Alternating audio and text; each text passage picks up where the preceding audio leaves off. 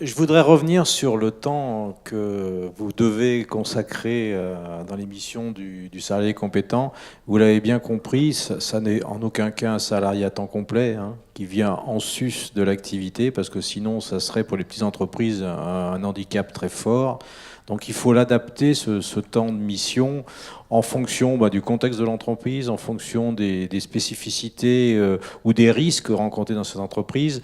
Donc je considérerais moi plutôt que c'est un observateur qui est en lien direct quand même avec la direction. C'est important. L'exemple qui a été présenté en est un très bon exemple d'ailleurs. Donc faut bien mesurer, hein, que le temps que va consacrer le salarié désigné compétent ne doit pas impacter le fonctionnement de l'entreprise, hein. C'est essentiel. Et notamment, vous l'avez bien compris, parce que la promotion du salarié compétent, on le fait plutôt en direction des petites entreprises. Les grosses entreprises, comme ça a été soulevé tout à l'heure, elles ont déjà des structures intégrées. Donc pour elle, je dirais, ça va être très facile de faire la bascule ou de faire le complément entre un animateur sécurité et un salarié désigné compétent.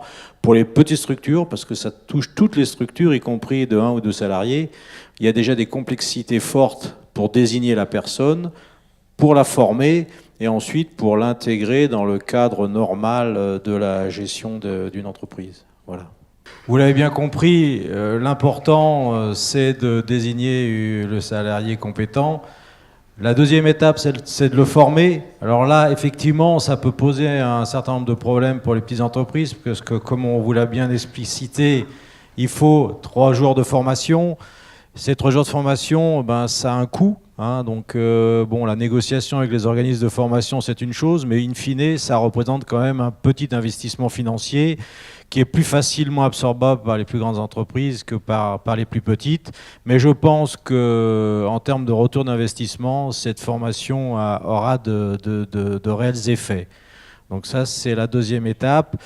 Et comme vous avez pu le constater, les témoignages sont assez intéressants et assez forts, puisque, on l'a bien vu, l'investissement des personnes qui ont été désignées n'a pas été vers une activité démultipliée par 2 ou 3 par rapport à ce qu'ils exerçaient précédemment. Donc c'est une complémentarité par rapport à leur fonction antérieure. C'est aussi une manière d'améliorer la gestion des emplois et des compétences, parce que ce sont des personnes qui, du coup, sont montées en compétences.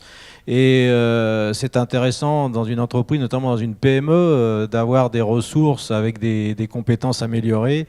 Donc tout cela va dans le bon sens de la prévention, hein. Je le répète, ça a un sens, la prévention, c'est l'amélioration de la santé, de la sécurité au travail, c'est la qualité de vie au travail.